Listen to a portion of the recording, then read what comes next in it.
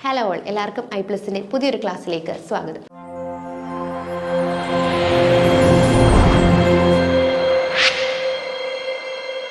അപ്പോൾ നമ്മൾ ക്വസ്റ്റ്യൻസ് ആയിരുന്നു അല്ലേ, പ്രീവിയസ് ഇയർ ക്വസ്റ്റ്യൻസ് ആയിരുന്നു ഡിസ്കസ് ചെയ്തുകൊണ്ടിരുന്നത്. നെക്സ്റ്റ് ക്വസ്റ്റ്യൻ നോക്കാം. അപ്പം ക്വസ്റ്റ്യൻ നമ്പർ 7, ഫ്യൂണേറിയയിൽ ആസ്യരന്ധ്രങ്ങൾ കാണപ്പെടുന്നത് അല്ലേ. വളരെ കട്ടിയുള്ളൊരു വേർഡാണ് ആസ്യരന്ധ്രങ്ങൾ എന്നൊക്കെ പറയുന്നത് അല്ലേ. നമ്മൾ ഇംഗ്ലീഷിൽ സ്റ്റൊമേറ്റ എന്നൊക്കെ പറഞ്ഞ് കുറേ നാളായിട്ട് ഇപ്പോൾ ശീലിച്ച് കാണാം അല്ലേ. ഡിഗ്രി ടൈമിലും PG ടൈമിലും ഒക്കെ നമ്മൾ എന്ത് ചെയ്യുന്നു, അല്ലെങ്കിൽ നമ്മൾ എക്സാമുകൾക്ക് BEd പഠിക്കുന്ന സമയത്തും ഒക്കെ എന്താണ് നമ്മൾ ഈ മലയാളം ആസ്യരന്ധ്രത്തെ ഒക്കെ വിട്ട് കളഞ്ഞതാണ് അല്ലേ. നമ്മൾ ഫ്യൂണേറിയ എന്നുള്ള സ്റ്റൊമേറ്റ എന്നുള്ളൊരു വേർഡിലോട്ട് പൊക്കോണ്ടിരുന്നതാണ്. അപ്പോൾ നമുക്ക് പെട്ടെന്ന് ആസ്യരന്ധ്രങ്ങൾ എന്നൊക്കെ വരുമ്പോൾ ഒരു ഷോക്കടിച്ച പോലെ ആയിരിക്കും അല്ലേ. അപ്പോൾ ഫ്യൂണേറിയയിൽ ആസ്യരന്ധ്രങ്ങൾ എവിടെ കാണും? സാധാരണ സ്റ്റൊമേറ്റ എവിടെയാണ് കാണപ്പെടുന്നത്? ലീഫുകളിൽ അല്ലേ, അല്ലെങ്കിൽ ചില പ്ലാന്റ്സുകളിൽ സ്റ്റെമ്മുകളിൽ കാണാം അല്ലേ. അപ്പോൾ അവിടെ ആയിരിക്കും എന്ത് ചെയ്യുന്നത്, ഈ സ്റ്റൊമേറ്റ അല്ലെങ്കിൽ ആസ്യരന്ധ്രങ്ങൾ കാണുന്നത്. നമ്മുടെ ഓപ്ഷൻസ് ഒക്കെ ഇല, തണ്ട്, ക്യാപ്സ്യൂൾ, A and B. അപ്പോൾ കണ്ണടച്ച് എന്ത് ചെയ്യും, സ്റ്റൊമേറ്റ എന്തായിരിക്കും ഇലയിലായിരിക്കും കാണപ്പെടുന്നത്. പിന്നെ ചിലത് നമ്മൾ പഠിച്ചിട്ടുണ്ടല്ലോ, ചിലതിൽ തണ്ടിലും കാണാൻ സാധിക്കുമെന്ന്. അപ്പം നിങ്ങൾ എന്ത് ചെയ്യും, ഉറപ്പ് അതേ നമ്മുടെ PSC നമുക്ക് അതിന് അനുകൂലമായിട്ട് ഓപ്ഷൻ D തന്നിട്ടുണ്ട്. Aയും Bയും ഉറപ്പിച്ചു എന്ന് പറഞ്ഞിട്ട് കറപ്പിച്ചിട്ട് വെളിയിലേക്ക് വരും അല്ലേ. അതിന് ശേഷമായിരിക്കും നമ്മൾ എന്ത് മനസ്സിലാക്കുന്നത്, കീ വരുമ്പോഴായിരിക്കും ഈശ്വര ക്യാപ്സ്യൂൾ എന്നൊരു ഓപ്ഷൻ അവിടെ ഉണ്ടായിരുന്നു എന്ന് പോലും എന്ത് ചെയ്യുന്നത് പലരും ശ്രദ്ധിക്കുന്നത്. അപ്പം ഫ്യൂണേറിയയിൽ ആസ്യരന്ധ്രങ്ങൾ എവിടെയാണ് കാണപ്പെടുന്നത്? ഇല, തണ്ട്, ക്യാപ്സ്യൂള്. ഇലയിലും തണ്ടിലൂടെയാണോ? അപ്പം നമുക്ക് നോക്കാം എവിടെയായിട്ടായിരിക്കും കാണുന്നതെന്ന്. നമ്മുടെ ഫ്യൂണേറിയ കണ്ടോ, ഇതാണ് നമ്മുടെ ഫ്യൂണേറിയ അല്ലേ.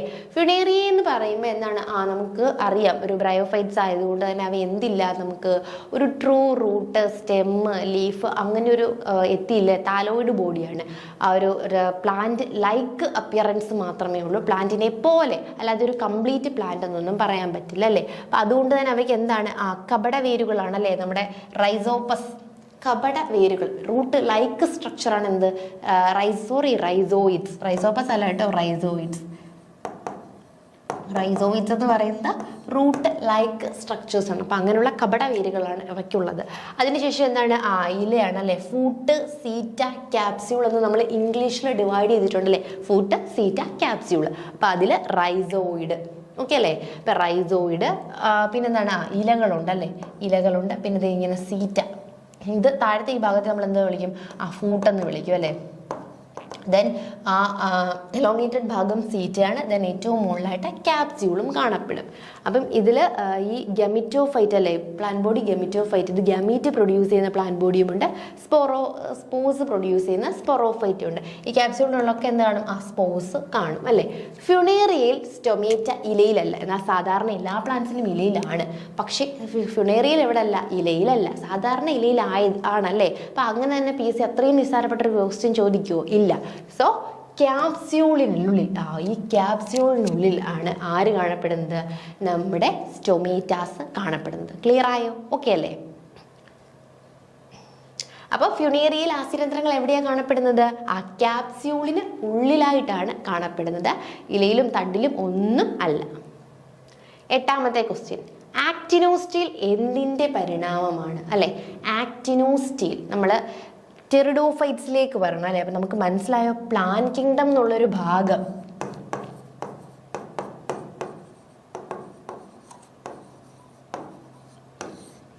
എത്രത്തോളം ഇമ്പോർട്ടൻ്റ്. ഞാനിപ്പോൾ ഒരു ഏകദേശം നമ്മൾ 8ാമത്തെ ക്വസ്റ്റ്യൻ ആയി അല്ലേ. എത്ര ക്വസ്റ്റ്യൻസ് പ്ലാന്റ് കിങ്ഡത്തിൽ നിന്ന് തന്നെ ചോദിച്ചിട്ടുണ്ട് അല്ലേ. ലൈക്കൻസിനെ കുറിച്ച് ചോദിച്ചു, നമ്മൾ ഫംഗസുകളെ കുറിച്ച് ചോദിച്ചു. അതിനുശേഷം ഇപ്പോൾ ബ്രയോഫൈറ്റ്സിൻ്റെ ഒരു ക്വസ്റ്റ്യൻ വന്നിരുന്നു. ഏകദേശം 8 ക്വസ്റ്റ്യൻ ഡിസ്കസ് ചെയ്തതിൽ എനിക്ക് തോന്നുന്നു 4ഓളം ക്വസ്റ്റ്യൻ അല്ലേ. പകുതി ക്വസ്റ്റ്യൻസ് ഇവിടെ നിന്ന് തന്നെയായിരുന്നു, പ്ലാന്റ് കിങ്ഡത്തിൽ നിന്നാണ് വന്നിട്ടുള്ളത് അല്ലേ. ഇപ്പോൾ പ്ലാന്റ് കിങ്ഡം വളരെ ഇമ്പോർട്ടൻ്റ് ആയിരുന്നു അല്ലേ പഠിക്കാനായിട്ട്. നമ്മൾ കൃത്യമായിട്ട് പ്ലാന്റ് കിങ്ഡത്തിൽ ഓരോരുത്തരുടെയും ഫീച്ചേഴ്സ് നോക്കി, ബ്രയോ ആയിക്കോട്ടെ, ടെറിഡോ ആയിക്കോട്ടെ, ജിംനോ ആയിക്കോട്ടെ, ഓരോന്നിൻ്റെയും പ്രത്യേക ക്യാരക്ടേഴ്സ് നോക്കി പ്രോപ്പറായിട്ട് നമ്മൾ എന്ത് ചെയ്യണം, പഠിക്കേണ്ട ഒരു പോർഷനാണ് പ്ലാന്റ് കിങ്ഡം എന്നിപ്പോൾ മനസ്സിലായല്ലോ. നോക്കിയേ, പ്ലാന്റ് കിങ്ഡത്തിലെ ടെറിഡോഫൈറ്റ്സിലെയാണ് എന്ത്, സ്റ്റീലാർ റെവല്യൂഷൻസ് ഉണ്ടല്ലേ. അതിൽ ആക്റ്റിനോസ്റ്റീൽ എന്തിൻ്റെ പരിണാമമാണ് എന്നാണ് ചോദിച്ചിരിക്കുന്നത്. അത് നോക്കിയാൽ അത് നമുക്ക് മലയാളത്തിലൊന്നും മലയാളവൽക്കരിച്ചിട്ടില്ല, ഇംഗ്ലീഷ് വേർഡിനെ അതേപോലെ എഴുതിയേക്കാണ് അല്ലേ.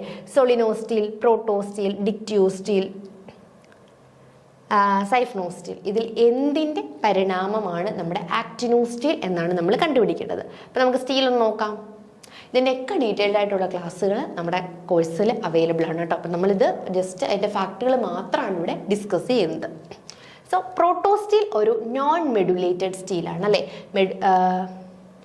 നമ്മുടെ ആദ്യത്തെ പ്രിമിറ്റീവ് ടൈപ്പ് ഓഫ് സ്റ്റീൽ എന്നൊക്കെ പറയാവുന്നതാണ് എന്ത്, പ്രോട്ടോസ്റ്റീൽ എന്ന് പറയുന്നത്. പ്രിമിറ്റീവാണ് കേട്ടോ.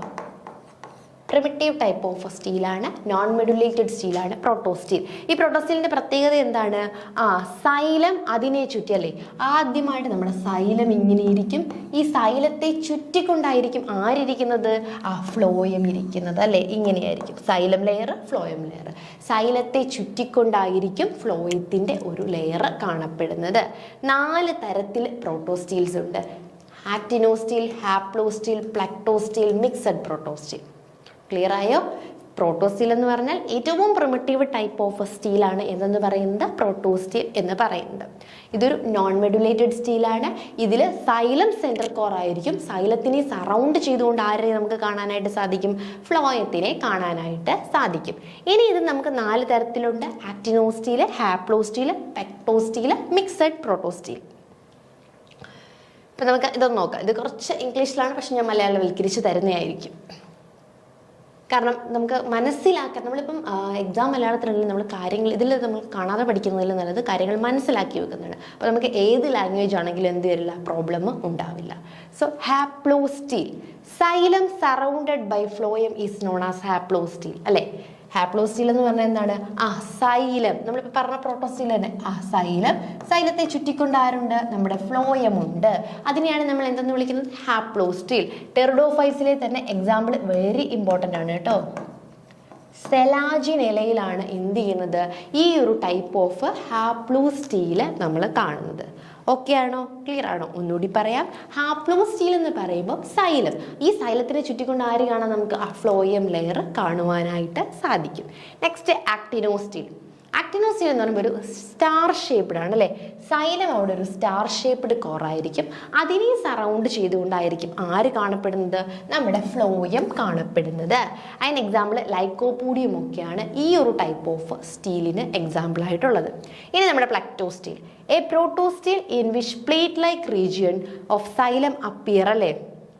സൈലം ഒരു പ്ലേറ്റ് ആയിട്ടായിരിക്കും, അതായത് ഇങ്ങനെ ഒരു നമ്മൾ പിക്ചർ കാണിക്കാം. ഇങ്ങനെയായിരിക്കും എന്ത് ചെയ്യുന്നത്?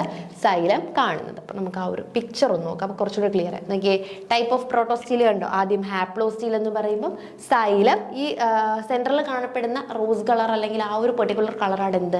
നമ്മുടെ സൈലം. അതിനെ ചുറ്റിക്കൊണ്ട് ബ്ലൂയിൽ കാണപ്പെടുന്നതാണ് ഫ്ലോയം. ആക്ടിനോസ്റ്റീലിലേക്ക് വരുമ്പോൾ സ്റ്റാർ ഷേപ്പ്ഡ് സൈലം. പ്ലക്ടോസ്റ്റീലിലേക്ക് വരുമ്പോൾ കണ്ടോ നമ്മുടെ സൈലം പ്ലേറ്റ് ആയിട്ടല്ലേ കട്ട് ചെയ്താണ് കാണപ്പെടുന്നത്. ഓക്കെ ആണോ? ക്ലിയർ അല്ലേ? ഇനി ആക്ടിനോസ്റ്റീൽ എന്തിൻ്റെ പരിണാമമാണെന്നാണ് നമ്മളോട് ചോദിച്ചത്. സൊളനോസ്റ്റീൽ, ഡിക്റ്റോസ്റ്റീൽ, സൈഫോസ്റ്റീൽ ആണോ? അല്ല, പ്രോട്ടോസ്റ്റീലിലെ ഒരു വിഭാഗമാണ് എന്തെന്ന് പറയുന്നത്? ആക്ടിനോസ്റ്റീൽ എന്ന് പറയുന്നത്. പ്രോട്ടോസ്റ്റീലിലെ തന്നെ ഒരു വിഭാഗമാണ് എന്ത്? ആക്ടിനോസ്റ്റീൽ. ഓക്കെ അല്ലേ? നെക്സ്റ്റ് 9th ക്വസ്റ്റ്യൻ ആണ് നമ്മൾ ഇനി ഡിസ്കസ് ചെയ്യാനായിട്ട് പോകുന്നത്. സാഗോപാം എന്നറിയപ്പെടുന്നത് വളരെ നിസ്സാരമായ ഒരു ക്വസ്റ്റ്യൻ ആണ്. ഈന്ത്, ചൂണ്ടപ്പന, കരിമ്പന, ഈന്തപ്പന അല്ലേ. സാഗോപാം എഗെയിൻ നമ്മുടെ ജിംനോയിൽ നിന്ന് വരുന്ന ക്വസ്റ്റ്യൻ ആണ് അല്ലേ. അപ്പം നിങ്ങൾ ആലോചിച്ചോണം എന്തോരം ഇമ്പോർട്ടൻ്റ് ആണ് പ്ലാൻ കിങ്ഡം പ്രീവിയസ് എക്സാമിന് എന്നല്ലേ. നമ്മൾ പ്ലാൻ കിങ്ഡം ശരിക്കും പഠിച്ചുകൊണ്ട് പോകുന്ന ഒരാൾക്ക് ഏകദേശം 10ഓളം മാർക്ക് എന്ത് ചെയ്യാം, സെക്യൂർ ചെയ്യാനായിട്ട് പറ്റുമായിരുന്നു അല്ലേ. അപ്പോൾ ഈ ഒരു പ്രാവശ്യം ചിലപ്പോൾ വേറൊരു പോർഷൻ ആയിരിക്കും അതുപോലെ ചോദിക്കുന്നത്. അപ്പോൾ നമ്മൾ എല്ലാ പോർഷൻസും എന്ത് ചെയ്യണം, വളരെ ഡീപ്പായിട്ട് തന്നെ ഒരു ഡിഗ്രി ലെവലിൽ തന്നെ നോക്കണം. +2 ലെവലിൽ പോരാ, ഒരു ഡിഗ്രി ലെവലിൽ തന്നെ നോക്കിക്കൊണ്ട് പോവുകയാണെങ്കിൽ നമുക്ക് ഈസി ആയിട്ട് നല്ലൊരു റാങ്ക് എന്ത് ചെയ്യാനായിട്ട് സാധിക്കും, സെക്യൂർ ചെയ്യാനായിട്ട് കൺഫേം ആയിട്ടും സാധിക്കും. അപ്പം നിങ്ങൾ ശ്രദ്ധിക്കുക, സാഗോപാം എന്നറിയപ്പെടുന്നത് ഈന്താണ് അല്ലേ. കറക്റ്റ് ഓപ്ഷൻ എ, ഈന്തിനെയാണ് നമ്മൾ സാഗോപാം എന്ന് വിളിക്കുന്നത്.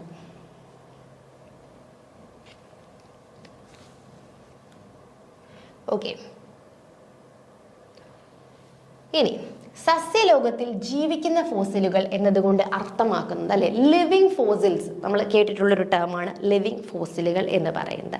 അപ്പോൾ ഈ സസ്യലോകത്ത് ലിവിങ് ഫോസിൽ അല്ലെങ്കിൽ ജീവിക്കുന്ന ഫോസിൽ എന്നതുകൊണ്ട് അർത്ഥമാക്കുന്നത്, നമ്മൾ ലിവിങ് ഫോസിലിന് ചിലപ്പോൾ എക്സാമ്പിൾസ് ഒക്കെ പഠിച്ചുകൊണ്ട് പോകും, പക്ഷെ എന്താണ് ആ ഒരു വേർഡ് മീൻ ചെയ്യുന്നതെന്ന് നമ്മൾ എന്ത് ചെയ്യില്ല, ചിലപ്പോൾ ചിന്തിക്കില്ല.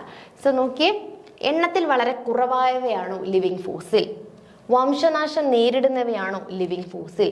കാലാനുസൃതമായ പരിണാമത്തിന് വിധേയമാകാത്തതാണോ അതോ എ ആൻഡ് ബി ആണോ എന്നൊന്ന് പറയുന്നത് ലിവിങ് ഫോസിലുകൾ എന്ന് പറയുന്നത്?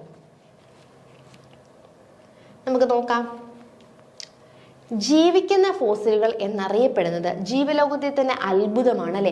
വർഷങ്ങളായി പരിണാമത്തിന് വിധേയമാകാതെ ഒരേപോലെ നിലകൊള്ളുന്ന സസ്യങ്ങളാണ് എന്തെന്ന് പറയുന്നത് ലിവിങ് ഫോസിൽ അല്ലെങ്കിൽ ജീവിക്കുന്ന ഫോസിലുകൾ എന്ന് അറിയപ്പെടുന്നത്. അപ്പൊ എന്താ ലിവിങ് ഫോസിൽ എന്ന് പറഞ്ഞാൽ അവയ്ക്ക് ചേഞ്ചുകളൊന്നും ഉണ്ടാവുന്നില്ല അല്ലെ, യാതൊരുവിധമായിട്ടുള്ള ചേഞ്ചുകളും ഉണ്ടാവുന്നില്ല.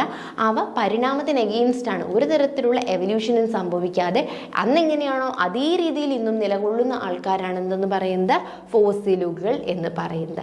270 ദശലക്ഷം വർഷങ്ങളായി പരിണാമത്തിൽ വിധേയമാകാതെ നിൽക്കുന്ന സസ്യമാണ് നമ്മുടെ ജിങ്കോ ബൈലോബ എന്ന് പറയുന്ന സസ്യം. അതൊരു ലിവിങ് ഫോസിലിന്, റൈനിയ, ഇതൊക്കെ എന്താണ് ലിവിങ് ഫോസിൽസിന് എക്സാമ്പിൾ ആയിട്ടുള്ളവയാണ്. സോറി, റൈനിയ അല്ല, ജിങ്കോ ബൈലോബ. അപ്പൊ എന്താണ് നമ്മുടെ ക്വസ്റ്റ്യൻ എന്ന് പറയുന്നത്? സസ്യലോകത്തിൽ ജീവിക്കുന്ന ഫോസിലുകളെന്ന് അർത്ഥമാക്കുന്നത് എണ്ണത്തിൽ വളരെ കുറവായതുകൊണ്ടാണോ? അല്ല. വംശനാശം നേരിട്ടുകൊണ്ടിരിക്കുന്നതാണോ? അല്ല. പിന്നെന്താണ്? കാലാനുസൃത പരിണാമത്തിന് വിധേയമാകാത്തത് അല്ലെ, യാതൊരു തരത്തിലുള്ള പരിണാമത്തിന് വിധേയമാകാത്തവരെയാണ് നമ്മൾ എന്തെന്ന് വിളിക്കുന്നത്? ലിവിങ് ഫോസിലുകൾ എന്ന് വിളിക്കുന്നത്. ഇനി സസ്യവർഗീകരണവുമായി ബന്ധപ്പെട്ട് ബെന്തം, ഹുക്കർ എന്നീ ശാസ്ത്രജ്ഞന്മാർ പ്രസിദ്ധീകരിച്ച ഗ്രന്ഥം, ബെന്തമാൻ ഹുക്കിൻ്റെ ഗ്രന്ഥം ഏത് എന്നാണ് ചോദിച്ചത്. നമ്മൾ എപ്പോഴും ബെന്തമാൻ ഹുക്കറിൻ്റെ ക്ലാസിഫിക്കേഷൻസ് പഠിക്കുന്ന ആൾക്കാരാണ് അല്ലേ. നമ്മൾ ഡിഗ്രി ലെവൽ ഡീപ്പായിട്ട് ഇത് പഠിക്കുന്നുണ്ട്. അപ്പം നോക്കിയേ, historia plantarum, species plantarum, genera plantarum, origin of species. ഇതിലേതാണ് നമ്മുടെ ബെന്തമാൻ ഹുക്കർ ക്ലാസിഫിക്കേഷനുമായിട്ട് ബന്ധപ്പെട്ടിട്ട് എഴുതിയിട്ടുള്ള ബുക്കുകൾ? George Bentham, Joseph Dalton Hooker എന്ന് 2 ഇംഗ്ലീഷ് ടാക്സോണമിസ്റ്റ് അല്ലേ. അതായത് ജോർജ് ബെന്തവും നമ്മുടെ ജോസഫ് ഡാൾട്ടണും. ഇവർ രണ്ടും ആരാണ്? 2 ഇംഗ്ലീഷ് ടാക്സോണമിസ്റ്റുകളാണ് അല്ലെ. ഇംഗ്ലണ്ടിലെ ക്യൂവിലെ റോയൽ ബൊട്ടാണിക്കൽ ഗാർഡനുമായിട്ട് അടുത്ത ബന്ധമൊക്കെ പുലർത്തിയിരുന്ന 2 സയന്റിസ്റ്റുകളാണ് അല്ലെങ്കിൽ ടാക്സോണമിസ്റ്റുകളാണ് ആര്? ബെന്തവും ഹുക്കറും. ഇവരെന്ത് ചെയ്തു? ആൻജിയോസ്പേംസ് അല്ലെ, ഫ്ലവറിങ് പ്ലാന്റ് അല്ലെങ്കിൽ സപുഷ്പികളായ പുഷ്പിക്കുന്ന ചെടികളുണ്ടല്ലോ, പുഷ്പിക്കുന്ന പ്ലാന്റുകളുടെ വർഗീകരണം നടത്തിയിട്ടുണ്ട്, അല്ലെങ്കിൽ ആൻജിയോസ്പേമുകളുടെ വർഗീകരണം നടത്തിയിട്ടുള്ളവയാണ് ആരെന്ന് പറയുന്നത് നമ്മുടെ ഈ ഒരു ജോർജ് ബെന്തവും ജോസഫ് ഡാൾട്ടൺ ഹുക്കറും എന്ന് പറയുന്നത്. 1862നും 1883 അല്ലേ, 1862നും 1883നും ഇടയിൽ 3 വാല്യങ്ങളായി പ്രസിദ്ധീകരിച്ച അവരുടെ ജനറ പ്ലന്റാറത്തിൽ അല്ലെ, അവരുടെ ബുക്ക് നോക്കി, ജനറ പ്ലന്റാറം അല്ലെ, ഫെനേറോഗാമുകൾ, സീഡ് പ്രൊഡ്യൂസിങ് പ്ലാന്റ്സ് വർഗീകരണത്തിൻ്റെ ഒരു മികച്ച സംവിധാനം അവർ കൊടുത്തിട്ടുണ്ട് അല്ലേ. അപ്പോൾ അവരുടെ ബുക്ക് ഏതാണ്? ജനറ പ്ലന്റാറം അല്ലെ. 3 വാല്യങ്ങളായിട്ടാണ് ഈ ബുക്ക് പ്രൊഡ്യൂസ് ചെയ്തിട്ടുള്ളത്. നമുക്ക് നോക്കാം. പ്ലാൻ കിങ്ഡം നോക്കിയേ. പ്ലാൻ കിങ്ഡത്തെ ഇവർ എന്ത് ചെയ്തിരുന്നു? 2ആയിട്ട് ഡിവൈഡ് ചെയ്തു അല്ലേ. ക്രിപ്റ്റോഗ്യാമസും ഫെനൈറോഗ്യാമസും. ഇതൊക്കെ നമുക്ക് മലയാളത്തിലൊന്നും ആയിരിക്കില്ല കേട്ടോ, ഈ വേർഡ്സ് തന്നെ മലയാളത്തിലായി. ഇപ്പൊ ക്രിപ്റ്റോഗ്യാമ എന്നുള്ളത് PSC ക്രിപ്റ്റോഗ്യാമെ അങ്ങനെ കൊടുക്കും. അതുപോലെ തന്നെ ഫെനൈറോഗ്യാമെ എന്നുള്ളത് ഫെനൈറോഗ്യാമെ. അതിൽ ക്രിപ്റ്റോഗ്യാമി എന്ന് പറഞ്ഞാൽ എന്താണ്? നോൺ ഫ്ലവറിങ് പ്ലാന്റ്സ് അല്ലെ, ഫ്ലവേഴ്സ് ഇല്ലാത്ത പ്ലാന്റുകളെയാണ് നമ്മൾ എന്തെന്ന് വിളിക്കുന്നത്? ക്രിപ്റ്റോഗ്യാമി എന്ന് വിളിക്കുന്നത്. ഇനി ഫ്ലവറുകൾ ഉള്ള ചെടി പ്ലാന്റ്സിനെയാണ് നമ്മൾ എന്തെന്ന് വിളിക്കുന്നത്? ഫെനൈറോഗ്യാമുകൾ എന്ന് വിളിക്കുന്നത്. ക്രിപ്റ്റോഗ്യാമിയിൽ വരുന്നവയാണ് നമ്മുടെ ബ്രയോട്ടറിഡോ ഒക്കെ, ആൽഗയൊക്കെ. ഇനി ഫെനൈറോഗ്യാമിയിലേക്ക് വരുമ്പോൾ നമുക്ക് അതിനെ വീണ്ടും ഡിവൈഡ് ചെയ്യാം. ഡൈക്കോട്ടിലിഡൻ അല്ലെ, 2 കോട്ടിലിഡൻസ് ഉള്ളവ. അതുപോലെ തന്നെ ജിംനോസ്പേംസ് അല്ലെ, സീഡ് എന്ത് ചെയ്തില്ല, ഫ്രൂട്ടിനുള്ളിൽ എൻക്ലോസ് ചെയ്യാത്ത ജിംനോസ്പേംസ്. ദെൻ മൊണോകോട്ടിലിഡൻസ്, 1 കോട്ടിലിഡൻ ഉള്ളത്. എന്നിട്ട് നമ്മൾ ഡൈക്കോട്ടിലിഡനെ എന്ത് ചെയ്തിരുന്നു? അഗെയിൻ ഡിവൈഡ് ചെയ്തു. പോളിപെറ്റാലെ, ഗ്യാമോപെറ്റാലെ, മോണോക്ലാബിഡെ എന്നൊക്കെ പറഞ്ഞ്. അതുപോലെ തന്നെ മോണോകോട്ടിലിഡനെ വേറെ സീരീസ് ആയിട്ടും ഡിവൈഡ് ചെയ്തു. ഇതൊന്ന് നോക്കി വെക്കുക കേട്ടോ. ഈ ഒരു ക്ലാസിഫിക്കേഷൻ വളരെയധികം ഇമ്പോർട്ടൻ്റ് ആണ്.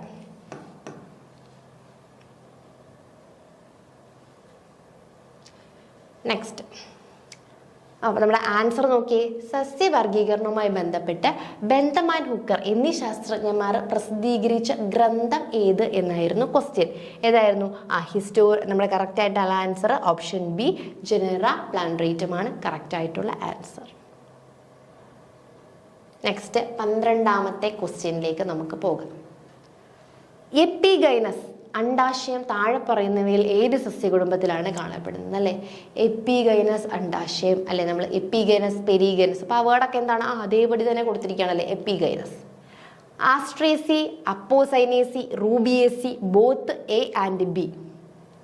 അല്ലേ, ഇതിൽ നമ്മുടെ ഓപ്ഷൻസ് ഇങ്ങോട്ടൊന്ന് മാറിയിട്ടുണ്ട് കേട്ടോ. ഇങ്ങനെ ഓർഡർ ഒന്ന് മാറിയിട്ടുണ്ട്. ഓക്കെ ആണല്ലോ. എ ബി സി നമ്മൾ കറക്റ്റായിട്ടാണ് ഓപ്ഷൻസ് കൊടുത്തിരിക്കുന്നത്. നമുക്ക് നോക്കാം. പുഷ്പാസനത്തിൽ അണ്ടാശയത്തിന് ആനുപാതികമായി വിതളപുടം, ദളപുടം, കേസരിപുടം, ഇതൊക്കെ നമ്മൾ മലയാളത്തിൽ പഠിച്ചേ പറ്റൂ കേട്ടോ. വേർഡുകളൊക്കെ നമുക്ക് മലയാളം ഓൾറെഡി ഉള്ളതാണ് അല്ലേ. കാലിക്സ്, കൊറോള, അല്ലേ, ഇവയുടെയൊക്കെ സ്ഥാനമനുസരിച്ച് പൂക്കളെ ഹൈപ്പോഗൈനസ്, അതായത് നമ്മുടെ ഗൈനീഷ്യം, അല്ലെ, ഗൈനീഷ്യം, ഇവയുടെയൊക്കെ സ്ഥാനമനുസരിച്ച് നമുക്ക് എന്ത് ചെയ്യാൻ പറ്റും? ആ പൂക്കളെ ഡിവൈഡ് ചെയ്യാം അല്ലെ. ഹൈപ്പോഗൈനസ്, പെരിഗൈനസ്, എപ്പിഗൈനസ്, ഇങ്ങനെ 3ആയിട്ട് തിരിച്ചിട്ടുണ്ട്. എന്ത്? ഗൈനീഷ്യത്തിന്റെ അല്ലെങ്കിൽ കേസരപ്പുടത്തിന്റെ ഒക്കെ സ്ഥാനം അനുസരിച്ചിട്ട് നമുക്ക് പ്ലാന്റ്സിനെ ഇങ്ങനെ ഡിവൈഡ് ചെയ്യാനായിട്ട് സാധിക്കും. ഹൈപ്പോഗൈനസ് പൂക്കളിൽ ജനിപുടം ഏറ്റവും മുകളിലായിട്ട്, അതായത് ഗൈനീഷ്യം, നമ്മുടെ ഗൈനീഷ്യം ഏറ്റവും മുകളിലാണ് എങ്കിൽ, അല്ലെ, മറ്റ് ഭാഗങ്ങൾ, അതായത് ഗൈനീഷ്യം ഏറ്റവും മുകളിൽ വന്നിട്ട് ബാക്കി ഭാഗങ്ങൾ, അതായത് നമ്മുടെ കാലിക്സ്, കൊറോളകളൊക്കെ ഉണ്ടല്ലോ, അവയൊക്കെ എന്ത് ചെയ്യുന്നു? ഗൈനീഷ്യത്തിന് താഴെയായിട്ടാണെങ്കിൽ അതിനെ ഹൈപ്പോഗൈനസ്. ഗൈനീഷ്യം ജനിപുടം മുകളിൽ, അല്ലെ, ജനിപുടം ഹൈറ്റിലിരിക്കണം, ഏറ്റവും മുകളിലിരിക്കണം. അപ്പം ഹൈപ്പോഗൈനസ് അല്ലെങ്കിൽ ഗൈനീഷ്യം. ഗ ജ എളുപ്പമല്ലേ ഓർത്തിരിക്കാൻ, ഗൈനീഷ്യം. നെക്സ്റ്റ്, ഇനി ഇത്തരം പൂക്കളിലെ അണ്ടാശയത്തെ അല്ലെങ്കിൽ അവിടുത്തെ ഓവറിനെ നമ്മൾ എന്ത് വിളിക്കും? സുപ്പീരിയർ ഓവറി എന്ന് വിളിക്കും. അപ്പോൾ ഗൈനീഷ്യം ഹൈപ്പോഗൈനസ് ആണെങ്കിൽ ഓവറി എന്തായിരിക്കും? സുപ്പീരിയർ ആയിരിക്കും അല്ലേ. ജനിപുടം ഏറ്റവും മുകളിലും ബാക്കി ഈ ദളപുടങ്ങളും അല്ലെങ്കിൽ നമ്മുടെ കാലിക്സും കൊറോളയും ഒക്കെ അതിന് താഴെയായിട്ടാണ് ക്രമീകരിച്ചിരിക്കുന്നതെങ്കിൽ അതിനെയാണ് നമ്മൾ ഹൈപ്പോഗൈനസ് ഫ്ലവറുകൾ എന്ന് വിളിക്കുന്നത്. ഹൈപ്പോഗൈനസ് ഫ്ലവറുകളുടെ അണ്ടാശയം അല്ലെങ്കിൽ ഓവറി എപ്പോഴും എന്തായിരിക്കും? സുപ്പീരിയർ ആയിരിക്കും. ഇനി പെരിഗൈനസ്.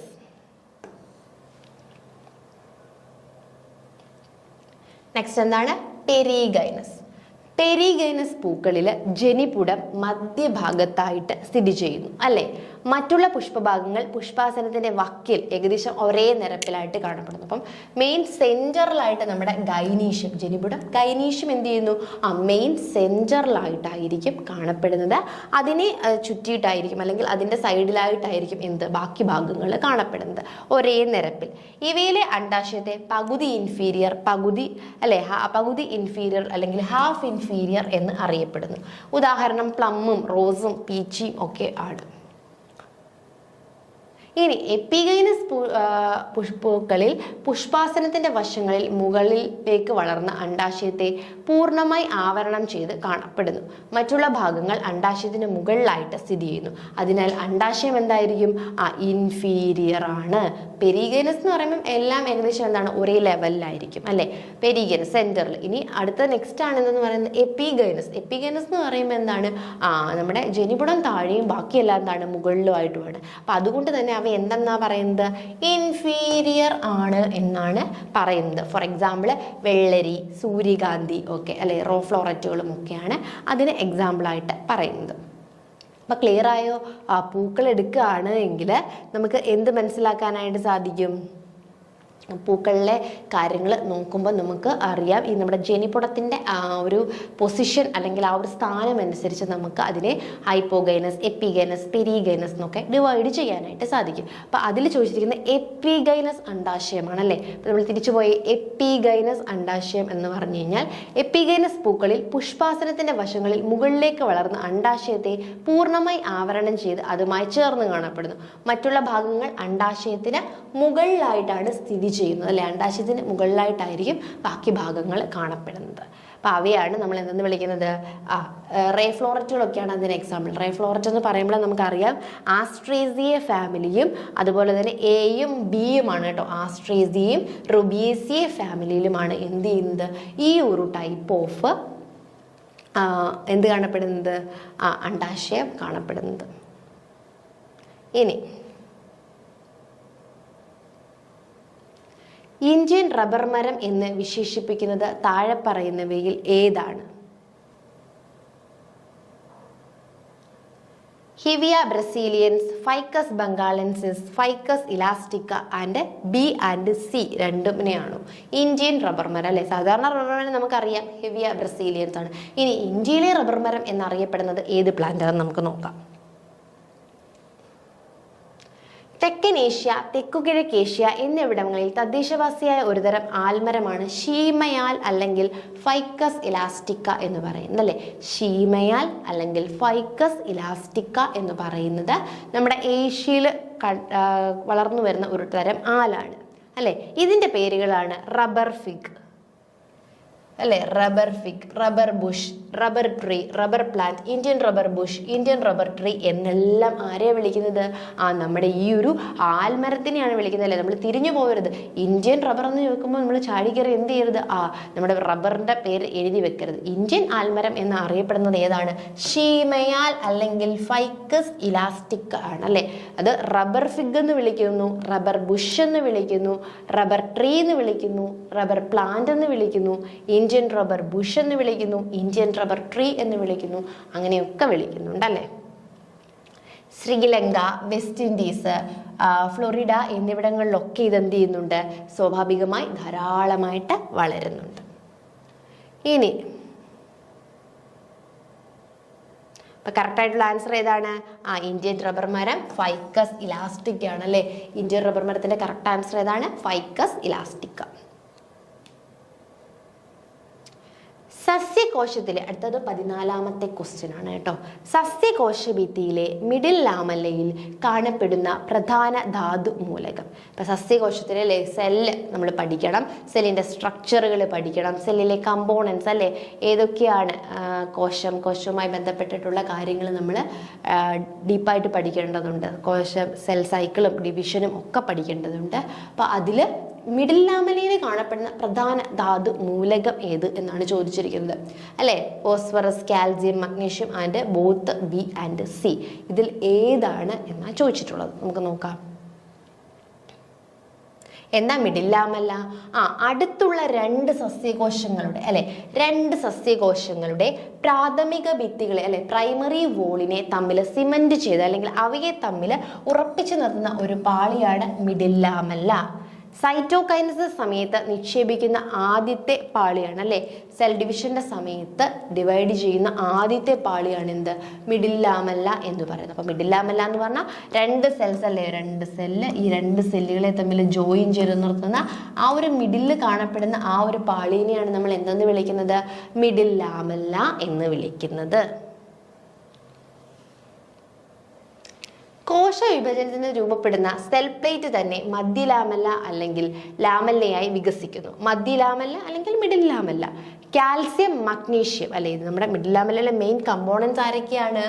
മധ്യലാമല്ലയിലെ കമ്പോണൻസ് കാൽസ്യം, മഗ്നീഷ്യം, പെക്ടേറ്റുകൾ എന്നിവയാണ് അല്ലേ.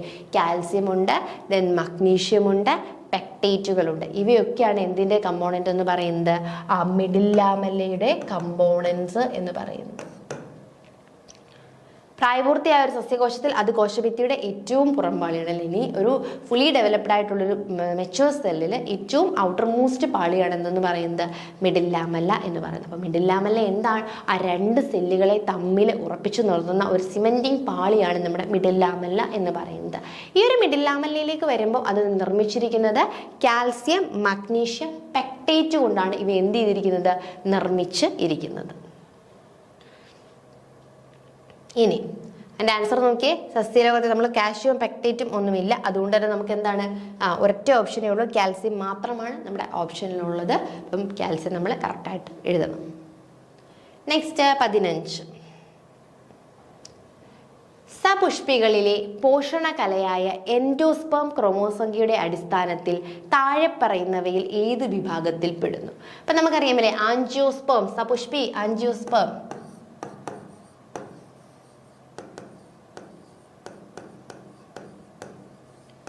ഈ ആൻജിയോസ്പേംസിൽ നമുക്കറിയാം എന്ത് ഫോം ചെയ്യും? എൻഡോസ്പേംസ് ഫോം ചെയ്യും അല്ലേ. ഈ എൻഡോസ്പേം ക്രോമോസംഖ്യയുടെ അടിസ്ഥാനത്തിൽ ഏത് വിഭാഗത്തിലാണ് പെടുന്നത് എന്നാണ് ക്വസ്റ്റ്യൻ ചോദിച്ചിട്ടുള്ളത്. അതായത് നമ്മളിവിടെ ഡബിൾ ഫെർട്ടിലൈസേഷൻ അല്ലെങ്കിൽ ദ്വിബീജ സംയോഗം നോക്കേണ്ടതായിട്ടുണ്ട്. ഡബിൾ ഫെർട്ടിലൈസേഷൻ അല്ലെങ്കിൽ എന്താ നോക്കേണ്ടത്? ദ്വിബീജ സംയോഗം അല്ലെ. ഡബിൾ ഫെർട്ടിലൈസേഷന്റെ മലയാളമാണ് ദ്വിബീജ സംയോഗം. ആൻജിയോസ്പോംസിൽ മാത്രം കാണപ്പെടുന്ന ഒരു ഫീച്ചർ ആണല്ലേ. എന്താ നടക്കുന്നത്? പരാഗനാളി ഏതെങ്കിലും ഒരു സൈനോജിഡിൽ എത്തിക്കഴിഞ്ഞാൽ രണ്ട് പുംബീജങ്ങളെയും സൈനോജിഡിന്റെ കോശദ്രവ്യത്തിലേക്ക് സ്വതന്ത്രമാക്കുന്നു. ഇതിൽ ഒരു പുംബീജം അതെ നമുക്കറിയാം അല്ലേ, നമ്മൾ പഠിച്ചിട്ടുണ്ട്. ഇവിടെ നമുക്ക് എന്തുണ്ട്? രണ്ട് പോളൻഗ്രെയിൻസ് അല്ലെങ്കിൽ രണ്ട് പുംബീജങ്ങളാണ് സൈനോജിഡ് അല്ലെ കോശദ്രവ്യത്തിന്റെ ഉള്ളിലേക്ക് എത്തുന്നത് അല്ലേ. അപ്പം അതിൽ എത്തുന്നതിൽ ഒരു പുംബീജം അല്ലെങ്കിൽ ഒരു പോളൻഗ്രെയിൻ എന്ത് ചെയ്യുന്നു? വൺ പോളൻഗ്രെയിൻ നേരെ ചെന്നിട്ട് ആരുമായിട്ട് അണ്ഡാശയത്തിലേക്ക് നീങ്ങിയിട്ട് അതിൻ്റെ മർമ്മവുമായിട്ട് എന്ത് ചെയ്യുന്നു? ഫ്യൂസ് ചെയ്യുന്നു. അതിനെയാണ് നമ്മൾ സിംഗമി എന്ന് പറയുന്നത്. അപ്പോൾ സിംഗമി എന്ന് പറയുമ്പോൾ വൺ ഓഫ് ദ ഗമീറ്റ് അല്ലേ, ഒരു ഗമീറ്റ് ആരുമായിട്ട് ഫ്യൂസ് ചെയ്യുന്നു? നമ്മുടെ ഓവവുമായിട്ട് ഫ്യൂസ് ചെയ്യുന്നു. അങ്ങനെ എന്ത് ഫോം ചെയ്യുന്നു? സൈഗോട്ട് ഫോം ചെയ്യുന്നു. അങ്ങനെ സൈഗോട്ടിൻ്റെ മലയാളമാണ് സിക്താണ്ഡം. സിക്താണ്ഡം ഫോം ചെയ്യുന്നു. അതായത് മെയിൽ ഗമീറ്റ് എന്താണ്? ഹാപ്ലോയിഡ് ആണ്. ഫീമെയിൽ ഗമീറ്റ് എന്താണ്? ഹാപ്ലോയിഡ് ആണ്. രണ്ട് ഹാപ്ലോയിഡ് ചേർന്നിട്ട് ഡിപ്ലോയിഡ് ആയിട്ടുള്ള 2n കണ്ടീഷൻസിലുള്ള ആര് ഫോം ചെയ്യുന്നു? സിക്താണ്ഡം അല്ലെങ്കിൽ സൈഗോട്ട് ഫോം ചെയ്യുന്നു. ഇതിനെ നമ്മൾ സിൻഗമി എന്ന് വിളിക്കും. അതിന്റെ പേരെന്താണ്? സിൻഗമി. കഴിഞ്ഞു. ഇനി രണ്ടര പേരാ ചെല്ലുന്നതെന്ന് പറഞ്ഞല്ലേ. രണ്ടാമത്തെ പുംബീജം കേന്ദ്രകോശത്തിലെ സെന്ററിൽ അല്ലേ, സെന്ററിൽ നമ്മുടെ ആന്റിപോഡൽ സെൽസ് ഉണ്ട്, പോളാർസ് ന്യൂക്ലിയ ഉണ്ട്, സെന്ററിലായിട്ട് എന്തുണ്ട്? രണ്ട് സെൽസ് ഉണ്ട് അല്ലേ. ഈ രണ്ട് സെൽസുമായിട്ട് എന്ത് ചെയ്യുന്നു? ചെന്നിട്ട് ഫ്യൂസ് ചെയ്യുന്നു. അപ്പൊ ഇവ രണ്ടും എന്താണ്? ഓൾറെഡി രണ്ട് ന്യൂക്ലിയസ് ഉണ്ടല്ലേ. എൻ കണ്ടീഷനാണ്, ഒരാൾ എൻ കണ്ടീഷനാണ്. അപ്പം രണ്ട് ന്യൂക്ലിയസ് n+n ഇരിക്കുക. അതിന്റെ കൂടെ ആരോടെ ചെല്ലുകയാണ്? നമ്മുടെ മെയിൽ ഗാമീറ്റോടെ ചെല്ലുക. അതും എൻ കണ്ടീഷൻ. സോ 3n കണ്ടീഷൻസിലുള്ള എന്ത് ഫോം ചെയ്യുന്നു? പ്രാഥമിക ബീജാന്ന മർമ്മം അല്ലെങ്കിൽ പ്രൈമറി എൻഡോസ്പെർം ന്യൂക്ലിയസ് ഫോം ചെയ്യുന്നു. ക്ലിയർ ആയോ? അപ്പോൾ എത്ര എണ്ണമായി? 3n കണ്ടീഷൻ അല്ലെ, ട്രിപ്ലോയിഡ് കണ്ടീഷൻസിലേക്ക് പോയി. ക്ലിയർ ആണോ? ഈ പ്രക്രിയയിൽ 3 എക്സ്പ്ലോയിഡ് മർമ്മങ്ങളുടെ സംയോഗം അല്ലെ. ഇവിടെ 3 മർമ്മങ്ങളാണ് അല്ലെങ്കിൽ 3 ന്യൂക്ലിയസുകളാണ് ഫോം ചെയ്യുന്നത്. അതുകൊണ്ട് അതിനെ എന്തെന്ന് വിളിക്കുന്നു? ട്രിപ്പിൾ ഫ്യൂഷൻ എന്ന് പറയുന്നു. അപ്പം സിൻഗമിയും ട്രിപ്പിൾ ഫ്യൂഷനും കൂടി നടക്കുന്നു അല്ലേ. രണ്ട് തരത്തിലുള്ള ഫ്യൂഷൻ നടക്കുന്നുണ്ട്. ആൻജിയോസ്പോംസിൽ എന്ത് കാണാം? ഡബിൾ ഫെർട്ടിലൈസേഷൻ കാണാം. അപ്പോൾ എന്താണ് ഡബിൾ ഫെർട്ടിലൈസേഷൻ എന്ന് ചോദിച്ചു കഴിഞ്ഞാൽ എന്ത് ചെയ്യുന്നു? രണ്ട് മെയിൽ ഗമീറ്റുകളാണ് എവിടേക്ക് വരുന്നത്?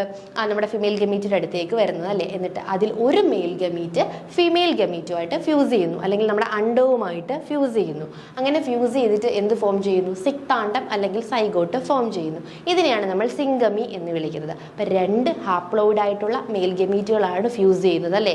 ഹാപ്ലോയിഡ് ആയിട്ടുള്ള ഒരു മെയിൽ ഗമീറ്റും ഹാപ്ലോയിഡ് ആയിട്ടുള്ള ഒരു ഫീമെയിൽ ഗമീറ്റൂടെ ഫ്യൂസ് ചെയ്തിട്ട് ഡിപ്ലോയിഡ് 2n കണ്ടീഷനിലുള്ള സിക്താണ്ഡം ഫോം ചെയ്യുന്നു. അപ്പം അവിടെ ഒരു ഫ്യൂഷൻ നടന്നു. ഇനി അടുത്തൊരു മെയിൽ ഗമീറ്റ് വെയിറ്റിംഗ് ആണല്ലേ. ആ മെയിൽ ഗമീറ്റ് നേരെ ചെന്നിട്ട് ഇത് സെല്ലാണെങ്കിൽ സെല്ലിൻ്റെ സെൻറ്ററിലായിട്ട് രണ്ട് പോളാർ ന്യൂക്ലിയസ് ഇരിപ്പുണ്ട് അല്ലേ. ഈ പോളാർ ന്യൂക്ലിയസിലേക്ക് എന്ത് ചെയ്യുന്നു? നേരെ ചെന്നിട്ട് ഫ്യൂസ് ചെയ്യുന്നു. അപ്പം രണ്ട് ഹാപ്ലോയിഡ് n കണ്ടീഷനുള്ള 2n കണ്ടീഷനായി. ഈ 2n+ വരുന്ന മെയിൽ ഗമീറ്റിൻ്റെ എന്നോടാവുമ്പോൾ എത്രയായി? 3n condition. അങ്ങനെ ട്രിപ്ലോയിഡ് ആയിട്ടുള്ള പ്രാഥമിക ബീജാന്ന മർമ്മം അല്ലെങ്കിൽ പ്രൈമറി എൻഡോസ്പെർം ന്യൂക്ലിയസ് ഫോം ചെയ്യുന്നു. നമ്മുടെ ക്വസ്റ്റ്യൻ എന്തായിരുന്നു? സപുഷ്പികളിലെ പോഷണ കലയായ എൻഡോസ്പെർം ക്രോമോസോം സംഖ്യയുടെ അടിസ്ഥാനത്തിൽ താഴെ പറയുന്നവയിൽ ഏത് വിഭാഗത്തിൽ പെടുന്നു എന്നാണ് അല്ലേ. ഹാപ്ലോയിഡ് എന്ന് പറഞ്ഞാൽ n condition, diploid 2n condition, triploid 3n condition, tetraploid 4n condition. അപ്പോൾ ഏതായിരുന്നു നമ്മുടെ ഹാപ്ലോയിഡ് എൻഡോസ്പെർം എന്ന് പറയുന്നത് 3n കണ്ടീഷൻ അല്ലെങ്കിൽ ട്രിപ്ലോയിഡ് അവസ്ഥയിൽ ആയിരുന്നു. അപ്പോൾ ഇന്ന് ഡിസ്കസ് ചെയ്ത ക്വസ്റ്റ്യൻസ് എല്ലാവർക്കും മനസ്സിലായെന്ന് വിശ്വസിക്കുന്നു. Thank you.